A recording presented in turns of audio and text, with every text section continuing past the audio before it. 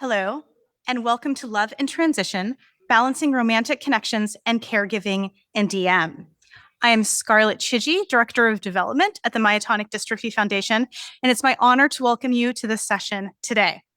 So, without further ado, I'd like to introduce our speaker, Stacey B. Thacker.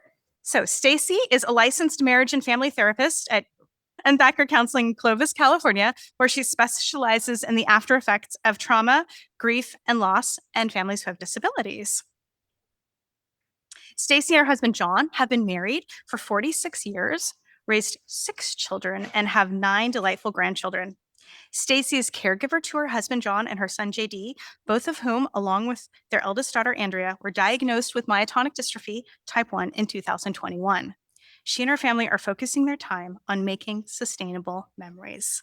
Welcome, Stacey. Thank you. I am really excited to be here with you. This would be a little different for me in that they're keeping me in a little box. Not everything I say is going to fit every situation. For some of you, it may be information that's coming, unfortunately, down the pike later.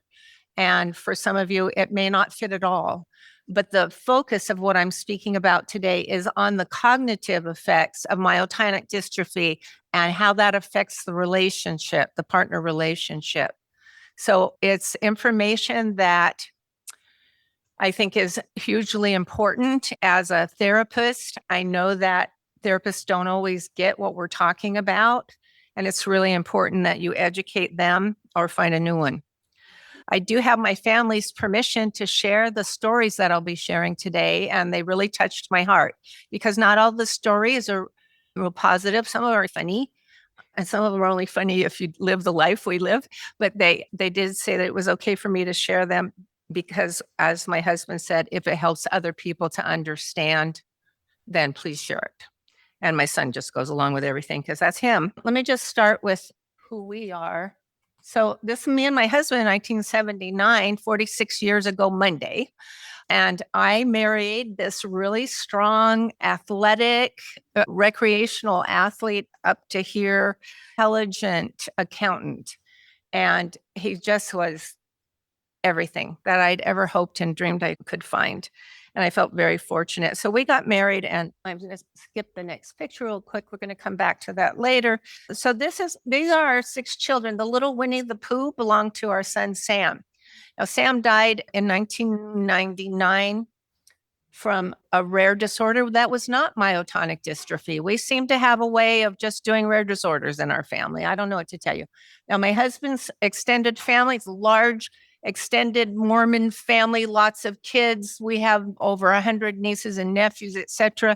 No myotonic dystrophy. So they believe that the gene must have mutated with my husband. But anyway, we always represent our little Sam with that Winnie the Pooh whenever we do a family picture. So let me give my little light thing. Okay, so this is Andrea. If you went to the Life Hack today, she's the one that talked about travel. I thought she just did an amazing job. She's so fun. She is affected. And then this is Christopher, and we adopted Chris when he was 11, so he's not affected, which means his children are not affected. So that's really nice for me. The next one is JD, and he's our hero. I think I would put it that way. He is severely affected with adult onset. And so we didn't know, and he got diagnosed at 39 when he started to just really decline. I'll come back to him in just a minute. I'll finish with David and Karen. This is David and Chris, our biological brothers, and we got David when he was 9 years old. And this is our youngest daughter, Karen, and she has 4 beautiful children. She is unaffected. Now, I realize that some of you in here, everybody is affected, and you stand to lose everyone, and my heart breaks. Because when I realized I was going to lose half my family, that was just incredibly overwhelming to me. And it still is. In fact, I wasn't sure I was going to make it here. I agreed to do this, I think, Emily's gone last August or something. And I said, yes, I would love to come and speak on this because I don't think it's ever been done before. And I think it's really important. And in November, and I've been taking care of JD since 2020 when he first came home, and it took us 14 months to get him diagnosed. So I've been his main caregiver. I mean, he's the only caregiver. And he is now in hospice. He's in hospice, but what I call hospice stable, in that he's been in hospice for 6 months, and we may still be doing that in a year. I'll tell you, it's a very nice level of care. Things got a lot simpler, honestly. And we've got people that come by the house and assess him. And everyone was, go to the conference, go give this talk, it's needed. And we do have some home health people helping out and all of that. So that's our kids. I'm pretty proud of them. I think they're pretty amazing. I went back to school when my two youngest were in high school, and I became a marriage and family therapist, specializing in families that had kids with disabilities because of our son, Sam, not knowing that I would be called to walk this path again.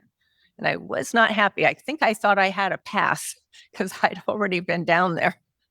This wasn't our first rodeo. So that was a tough adjustment, but we did it.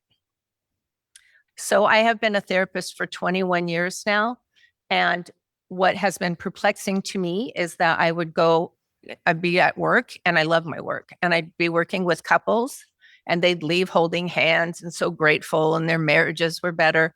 And the door would shut, and I would sit there and I'd think, why can't I do this at home? I'm pretty congruent in the way I live my life and the way I do my work. And I couldn't make it work at home. It didn't make sense to me. My husband started showing cognitive decline in 1998 after we'd been married almost 20 years. And I didn't understand what was going on. So what happened was I tried to fix it. I tried doing everything I could think of to get him back the way he was. And I won't go into the long list of things that we tried. Suffice it to say, nothing worked. And I got angry.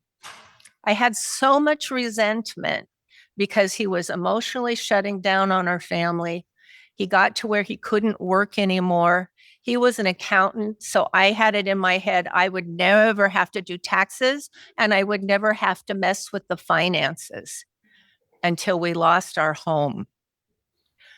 I do the finances now, and we have had a good recovery. I really encourage people, if you are not involved in your finances, start doing them together, because you're not going to know when they're not capable of taking care of things anymore. And the finances are too important to let it go. So when Jenny was diagnosed in 21, the bells started going off for me. So as devastating as it was to hear that he had a genetic condition and there was no cure and there was no treatment, that's a lot to hear about 5 o'clock in the morning when I'm on my couch looking at the records by myself. But there were lights going off because Andrea was having trouble walking. Now, she is not affected cognitively except for the apathy, and I'll talk about that in a minute with their permission as well. But there was some release of the resentment for me over a period of time, because now there was a reason. Now I knew why John was the way that he was and why he was so different from the person I married. I had a conversation with Ann Woodbury. Some of you may be familiar with her. She wrote a book about raising kids with this. And she said, for her, when they got the diagnosis, it let her know why her husband was a little compromised emotionally right from the start. For me, there was 20 years of a good solid marriage before things started to break down. So as I talk about this, I hope that it's helpful for you. I bring in what I know as a professional, but it's through a myotonic lens. And honestly, my husband and I figuratively have been rewriting our story through a myotonic lens, and it's been very healing for us. Because he'll say, oh, I feel so bad. I checked out on the kids when they needed me most in high school. And now we're able to take the shame out of that. And for me, being able to release the anger and the resentment was wonderful. But that still took time. It took a while before I really understood all this. So I think it's important to take just a few minutes. I'm not going to spend a long time on this because I'm really limited in the amount of time that we have today. I want to be sure we have time for questions and answers. But it's important to understand, is it the myotonic dystrophy, or does my partner have a behavioral issue that we need to take care of? And as I studied this and found out about the cognitive aspects, they weren't new to me because one of my specialty areas is sexual addiction, and the frontal lobe is affected in sex addiction. And so when they told me the frontal lobe was affected, I went, oh, that's why. And here's the why. That short attention span. I'll put this on here. I'll leave it on here just for a minute in case you want to take a picture, because this is a lot of writing. So the short attention span, impulse control. Sometimes that impulse control is just in that they blurt something out that's not appropriate for the moment. Poor judgment, especially around food and hygiene. My husband will tell me he hasn't eaten all day. In fact, he's had potato chips and cookies and it just doesn't register. Difficulty focusing. So you're having a conversation and your partner might change the subject. And it's, yeah, I love that you're laughing. But yes, problems with decision making. So it compromised his ability to work. And he was really good at what he did. Disorganization. So keeping track of items. Have you noticed how important it is that you put everything in the same place each time? And now I go to get something out of the cupboard and maybe it emptied the dishwasher, which she doesn't usually do. And I get something out of the cupboard that just doesn't even look like it belongs there. But I appreciate the effort. Irritability. This is the frontal lobe, and there is less ability to express empathy. Now, that can cause a real problem for the relationship because that's where we connect with each other. And if they can't get in touch with their feelings enough to feel what you're feeling, then the connection gets compromised. They have difficulty accessing willpower and motivation. This is probably the most important thing to me anyway. The frontal lobe is the place that houses our willpower. And when it is compromised, they can't follow through. So we become the prompters in their lives. Hey, it's time to do this. And we got to be as cheerful as we can because to do it any other way doesn't work really well, I have found. But understanding that the willpower is compromised and the motivation is compromised, and it's not what they wanted. They didn't want to be that way. So we see a lot of procrastination. I loved what, I don't remember her name, but when she said, I don't care if it takes him 3 days to put the laundry. I thought, and this is why. So good that she's rolling with that. Follow through is very compromised. So they might say, okay, I'll do that, but I'm going to do it tomorrow. Now they either won't remember because the memory is going to be compromised too. They're not going to remember, or they're just not going to get it done because the follow through is compromised. The working memory. So keeping key information in mind while they're using it, really tough. And something called agnosia. And I will have a whole slide just on that, but it is the inability to truly understand the impact of this disease and what they can and cannot do. And because it changes as the disease worsens, it becomes an issue over and over again. So that you might say that they're having difficulty shifting. Have you noticed this when they're doing one thing and you just realize, oh, wait a minute, we need to be doing this, and they just can't shift? It's the frontal lobe. It's not them. Emotional control may be compromised, or an access to those emotions. Difficulty with finances. I've already talked about that. We lost our house. We lost everything. My bad. I should have been paying attention, but I trusted that he was just taking care of it because he always did. And personality changes. So those are some of the things that we see. That's from the medical literature, but also I've seen all of that in my marriage. I think what I want to stress here is that if your partner was in a tragic car accident and they had a brain injury to the frontal lobe, it would look like this and it wouldn't piss you off. So please try to understand that between the buildup of CO2, because they have a hard time complying with the sleep apnea regimen, that and a few other things that I learned from the researchers today causes that brain to be damaged. It's not their fault. I know for a fact my husband didn't want to be this way, but he is this way. And so there's things that we need to understand. So I learned this little tip. I'm going to give you lots of tips over the next little while. I learned this tip from someone in the support group pages when I first got on there. And I don't know who it was. It was a guy, and he said, well, when you have those moments that you're wondering if your partner is being insensitive, or do they just not love me or care about me? Or is it the DM? When you're wondering that, here's your barometer.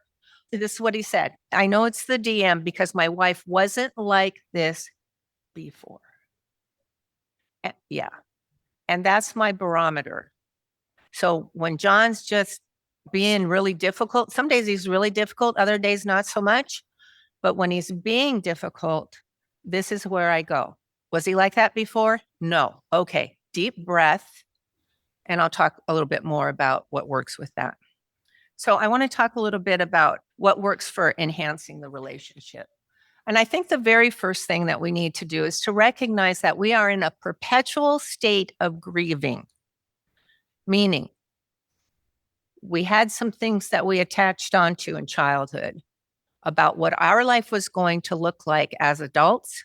And those dreams have been shattered not by your partner, but by myotonic dystrophy. They took it away.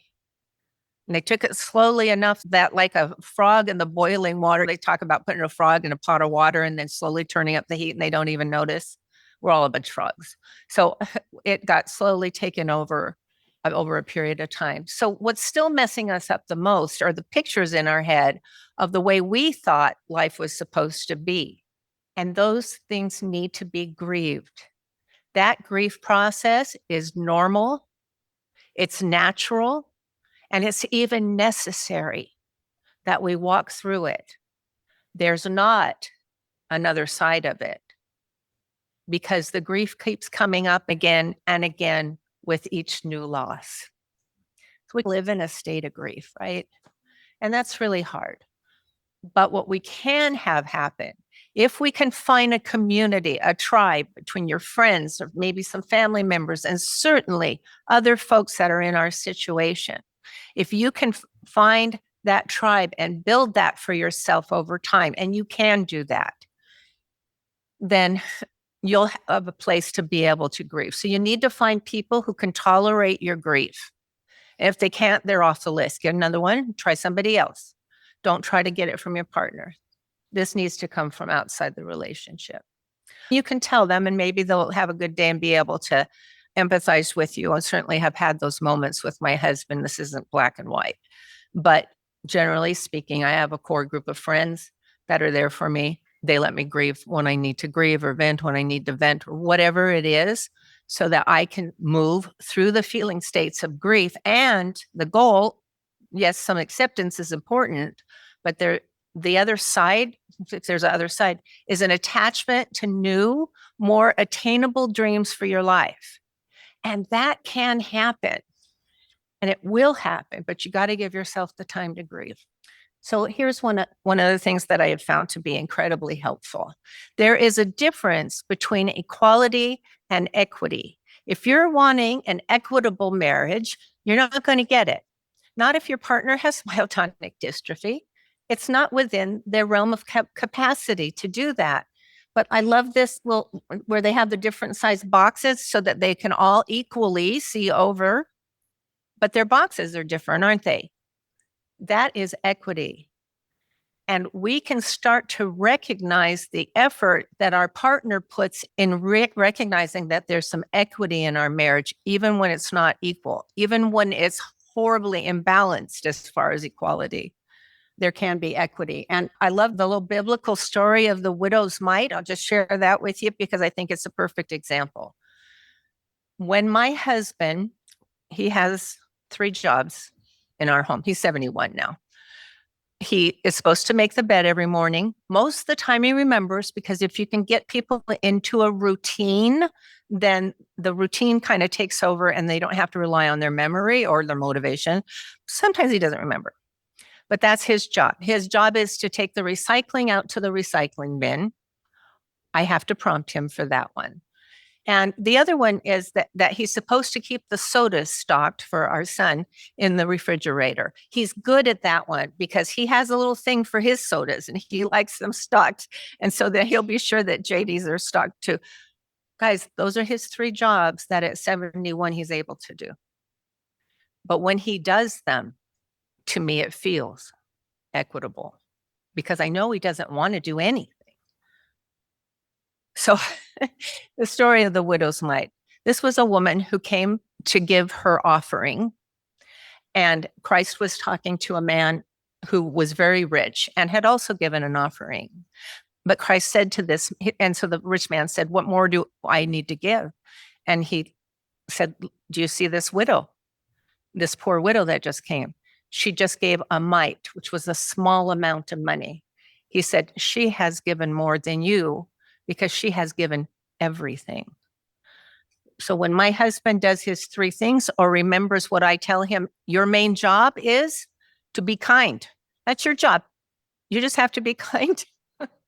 And that's just a little humorous way I can remind him when he starts to not be kind. I just say to him, "You got one job, John." He goes, "Oh, yeah, to be kind." And he'll pull it around. And I think most of them can when they're gently called on it. So we have to find ways to do that. And I'll talk about that a little bit. So I just want to talk about this for a minute. So since John rarely gave me any feedback into the marriage, and even less when he started slipping, because I think he was aware that something wasn't right, and he didn't feel like he could give me anything that might sound like criticism.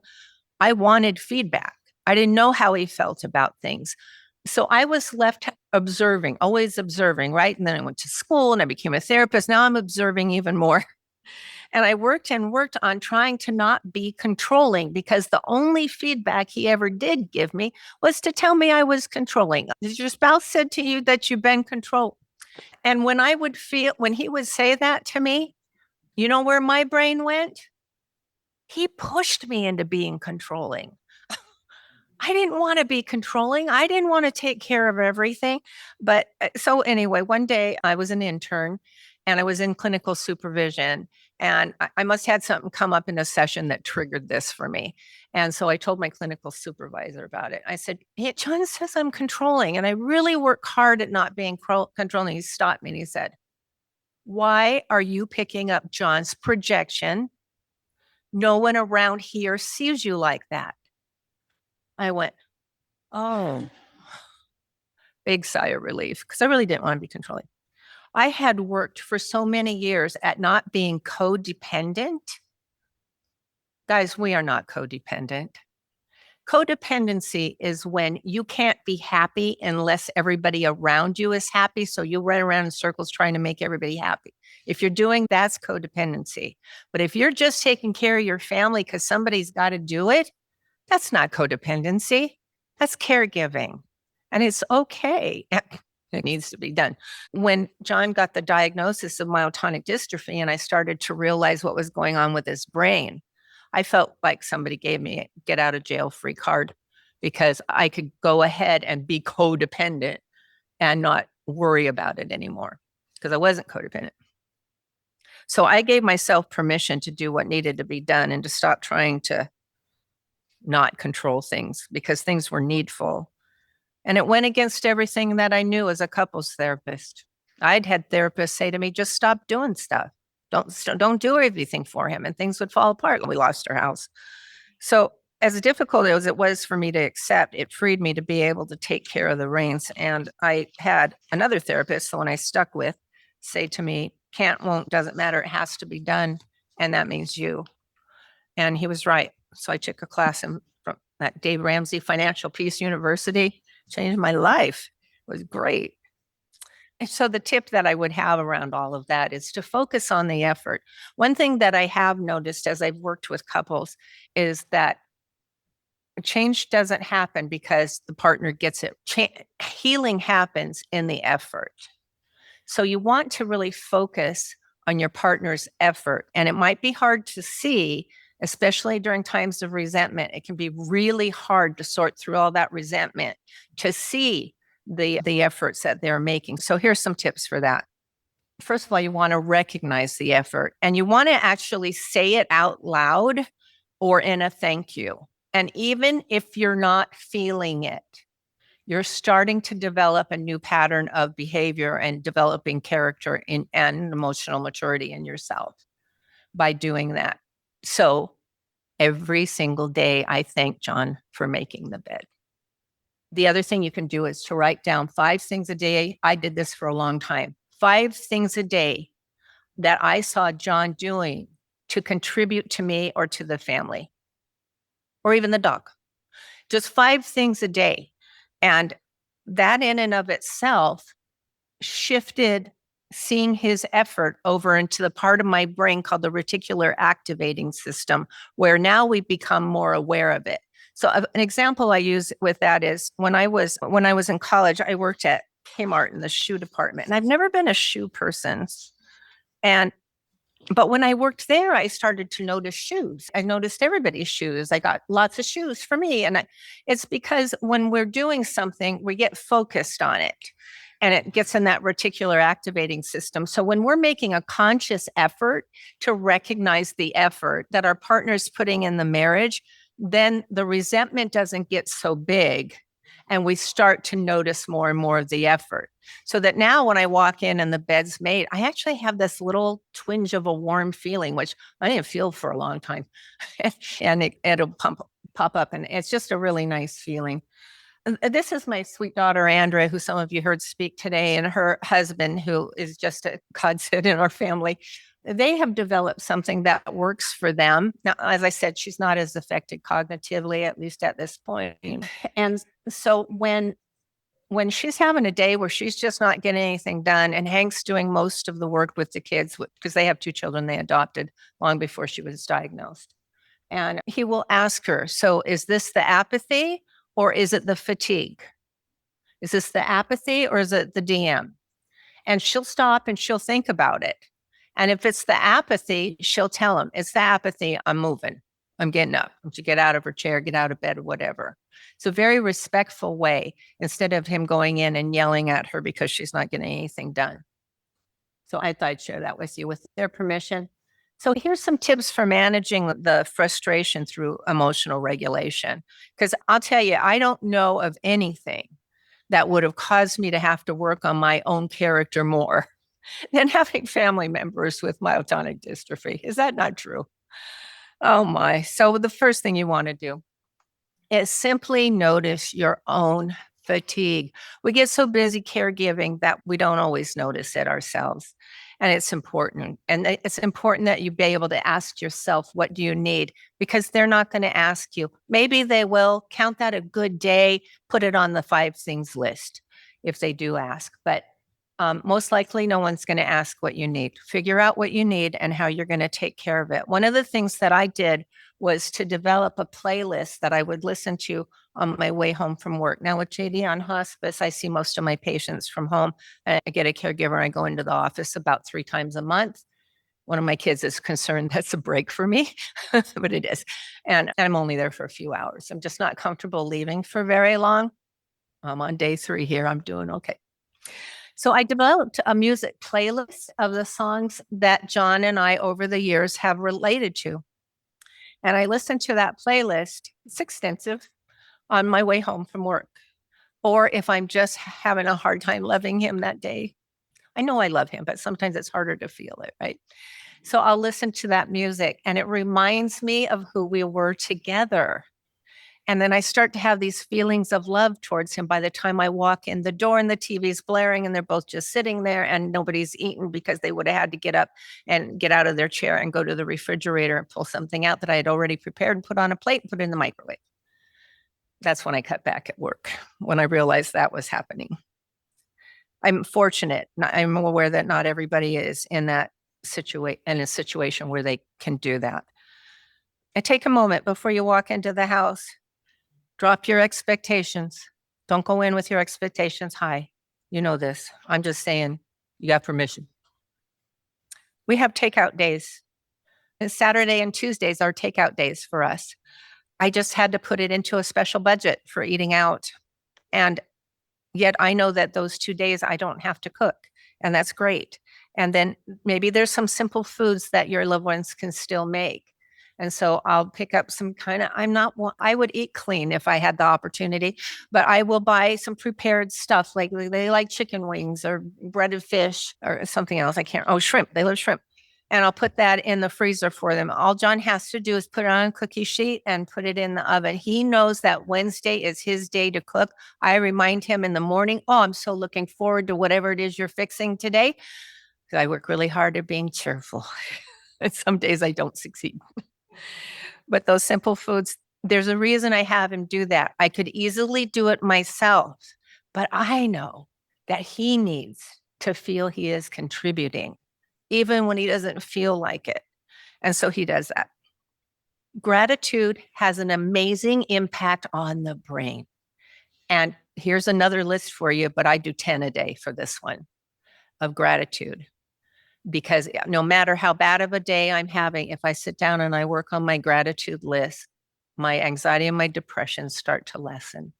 And there's tons of research around that. I could give an hour presentation just on gratitude. I'm not going to do that. Please just take my word for it. It really works and it's worth the time. Please use a budget. Use a budget. If you need to go take a Dave Ramsey class, go take a Dave Ramsey class, but you need to have budgets, and because the finances can get way out of control with this disease, and you don't want that to happen. And please forgive yourself. This is hard. So tuning into our own experience helps. We need to be aware of what we are feeling and take care of that. Do you need a break? Go take a break. Maybe it's a 10-minute break in your room because you can't leave. But a 10-minute break, just let them know. I'll be back in 10 minutes. I would be in my room for 10 minutes. Can give you a moment to do some deep breathing, meditation, whatever it takes. Call a friend, but it's part of taking care of ourselves. Do you find that your partner's defensive? So here's some things that I've learned to help with defensiveness. When John gets defensive, I say to him, honey, I'm on your team. We are not in conflict here. And that seems to help disarm it. But the one that helps the most is when I say, let me consider that. And then off I go. And I do this a lot. I say, oh, you know what? You're right. Because what's it going to hurt? What's it going to hurt? Does it matter? Do I have to be right all the time? I found it really doesn't matter if I'm right. It doesn't change anything. The guy's still got myotonic dystrophy. He's 71 years old. I can't figure out why he's still with us, but he is. And so I figure he can be right. I've decided he's going to be right for the rest of my life. And that, I'm telling you, that works for the defensiveness. And he knows darn that it's a lie sometimes. But I think he appreciates my effort. At least I want to believe that. Try to take criticism in stride. You want to give it some thought, because maybe there's something in it for you to learn about you that you weren't aware of, and that could be great. But let go of what doesn't fit. And if you're not sure, check it out with your friends, because you might find that they tell you, what my supervisor said to me. Nobody else sees you that way. And then you can just let it go. The lack of feedback in the marriage can be difficult.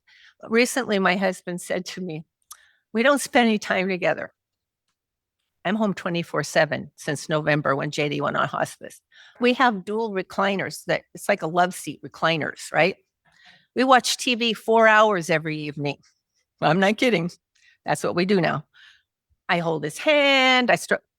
We go for a little walk. We take the dog for a little walk because, he needs to walk. I can't count that as my walk because we're shuffling along. I got to go do some exercise. But we go for a little walk. I always take his hand. Sometimes on a beautiful sunny day, he'll take mine. And I register that. And I'll tell him, I love it when you take my hand, because I'm trying to give that positive feedback, right? Instead of being mad for all the times that he doesn't. So he says to me, we don't spend time together anymore. And it's like, how can that be? I'm here all the time. And I realized that what had happened was that he has what I call a no default. So if I ask him if he wants to go do something, the answer is always no. So what I do now is I'll say to him, I'm going to ask you to go do something with me that I'd like you to come. It can be running an errand. Maybe I'm going to go get the car wash. But don't answer it right now. And then I'll come back in 5 minutes. I got an 80% chance of getting a yes if I do it that way. But what I noticed was over a period of time, I would ask, he'd say, no, I stopped asking. So when he said, we don't do anything to get together, I was perplexed because, like I said, I'm home all the time. So I thought about that. And a few days later, I realized what had happened. And he was in a place where I could talk to him. And I shared with him, you stopped saying yes when I invited you to go to do things with me. And he started to make a conscious effort. I still have to do that. I'm going to come back and ask you this question. And so that was fun. Asking what you need. Keep it simple and keep it realistic. But this is a format that I found really works.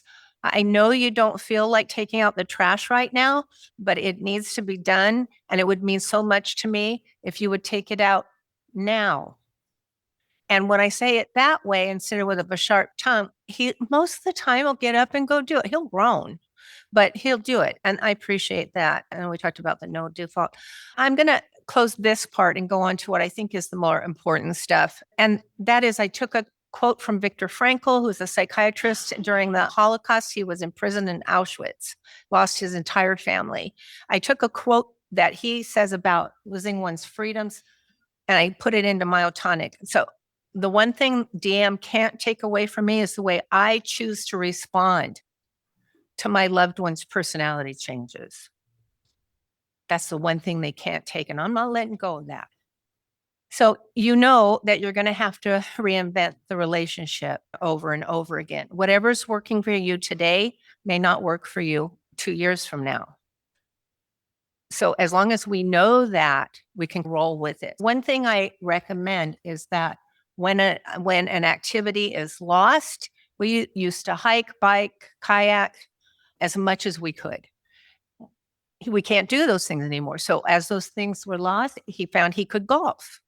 And so he would golf, and then he couldn't walk the whole golf course. So he started using a cart. So what I'm saying is, if the activity gets taken, we have to replace it with another one that will put meaning into our lives. And this is with my son, JD. He's using a cane at this point, but a part of the adaptation for us was getting scooters.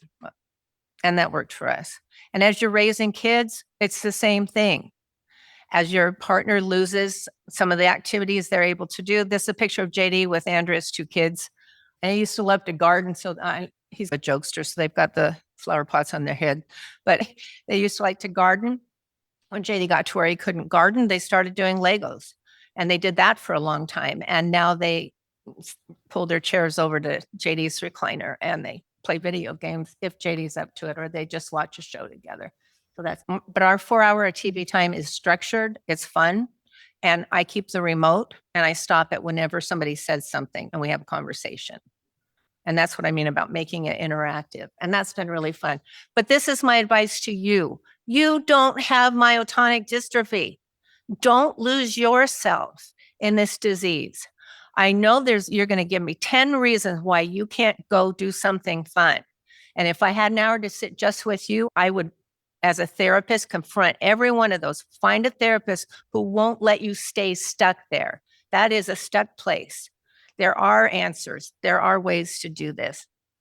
I wanted to talk about this. The anosognosia is difficult because they don't always know. And so I have 2 quick examples. One was, they're both with my husband. I took them on a 3-month bucket list, bought a motorhome trip. I drove all across the country. It was super cool.